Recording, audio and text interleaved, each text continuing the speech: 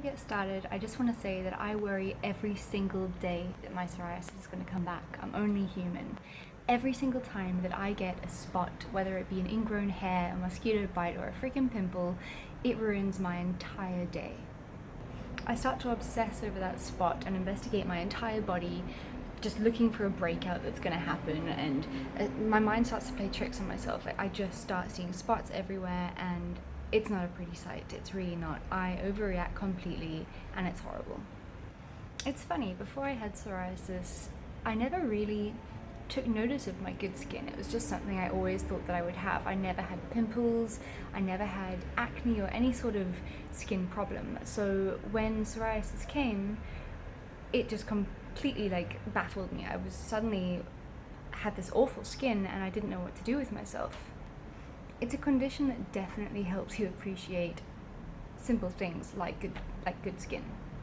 I also want to say that the things I'm going to suggest to you now that you can do to hopefully get your psoriasis better, they are things that might not work for you. You might not have reactions to the things that I'm telling you to avoid. Everyone is different. These are just the things that helped me, and I just want to instill some hope in other people, so I really hope that that's what it does for you. When I first got psoriasis, it started on my face. It looked like burn marks almost, like on the one side of my cheek and on my forehead. And still to this day, you can see dry skin and red, patchy scaliness. And other people don't see it, but obviously I see it. We all see our own faults and things that are wrong with us. The scales were not itchy on my face, nor were they sore, but on my forehead it was very itchy, and I didn't know what it was. So what I would do is literally gouge my nails into my forehead skin until I created such bad scabs that I had to eventually cut a fringe over my forehead so that it wasn't noticeable. And it was only later, when I had a breakout all over my body, that I realized it was psoriasis. And this is my belief. I have always been a very cold person in winter. I like to sleep with electric blankets and copious amounts of blankets and hot water bottles and 3 pairs of pajamas and socks. And I think it was the middle of winter in South Africa and it was really cold, and my belief is that I basically dehydrated my skin with how much heat I was trying to give myself, and that's what caused my breakout all over my body. There was that, and also I'd just lost my fiance and my wedding plans fell completely through, and I was just going through a really rough time in my life, and I was very stressed, and I really believe all that factor together made this psoriasis breakout happen. Plus I have 2 people in my family that have psoriasis, my grandpa and a cousin, both of which had quite severe psoriasis. I'm not sure what type, but my type in specific was Guttate Psoriasis, and that is what I'm going to be discussing about curing today. I think in general, if you do some of these healthy things, then it should help all sorts of skin problems, but it's up to you if you want to watch this. If you've got a different type of psoriasis, this is my psoriasis, which was guttate. The first thing you can do to hopefully make your psoriasis go away is get rid of all of that fancy cream. Don't have anything with fragrances in it. No nice, smelly, lovely cream like, Dolce & Gabbana cream, body lotions. It's just going to make it worse. Instead, you can use a couple of things. For one, I don't know if you can get this all over the world, but it is Epizone, and it is purely for psoriasis.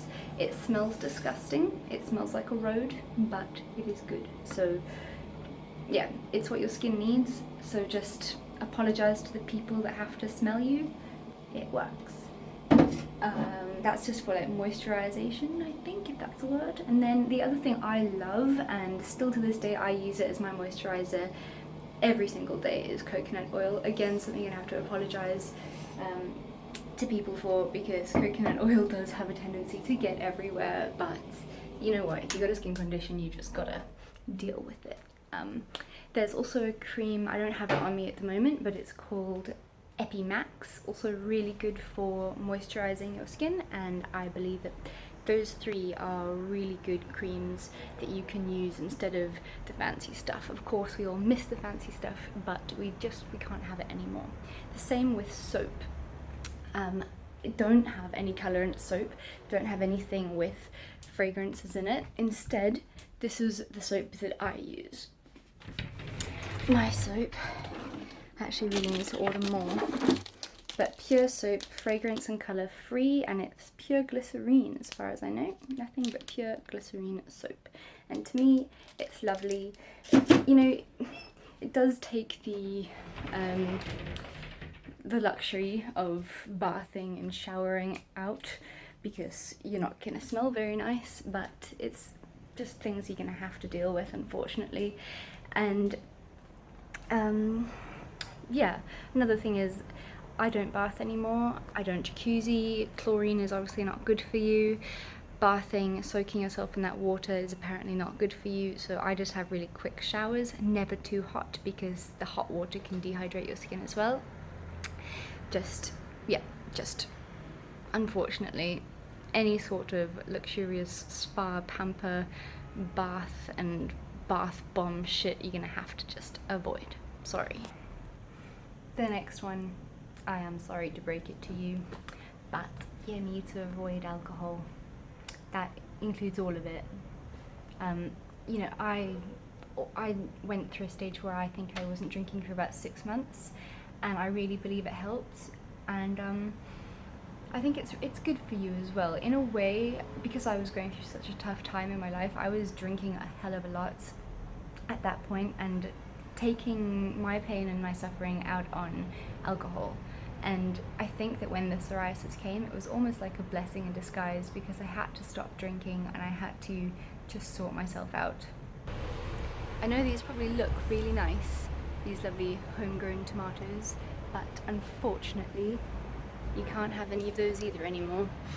Like I said before, this is stuff that maybe you're not going to have a reaction to. Maybe they're some of your favorite food and you just cannot stop it. But I mean, I loved tomatoes before I got diagnosed with psoriasis, but I decided to cut it out because it's what I had researched on the internet that you need to avoid. That, red peppers, potatoes, sugar, fatty red meat. I mean, if you're a blood type that needs red meat in your life, then you can choose leaner cuts. But, you know, high fat dairy, cheeses and milk, peanuts, these are all sorts of foods that you can really try and avoid to help your skin. Psoriasis is an inflammation disease, and these sort of things are things that can provoke psoriasis and make it worse. So that, you know, you can research this, and every single website you're going to go on, they are the main things that they're going to say you need to avoid. Pretty much all nightshade plants and fish with mercury in, you're just going to have to cut out of your diet completely. Things you can have which are actually really nice, and at first I was miserable when I got diagnosed with psoriasis. I was living off of, I think, broccoli, boiled broccoli and cucumber. I was getting absolutely no protein. I was like withering away. I lost a whole bunch of weight, and I was awful. I honestly looked an absolute wreck. So you really need to research what you can have and make your body better. Psoriasis comes from the inside, and you need to feed your body goodness. Green tea is a really great anti-inflammatory. There's many health benefits of it, and if you don't enjoy the taste of green tea, try and slice 2 little slices of ginger into the tea, and it tastes really good. All kinds of brands, I think, but try and get the nicest, organicest one, I guess. Also, increase your water intake. There is an app you can download on your phone which reminds you to drink water. It also tells you how much water you need for your body weight and age. So just keep on drinking as much water as you can, because that really helps your skin, not just for psoriasis, but in general. If you've got bad skin on your face or wherever, water is amazing. Almonds are really good for your skin. Munch on them all day long.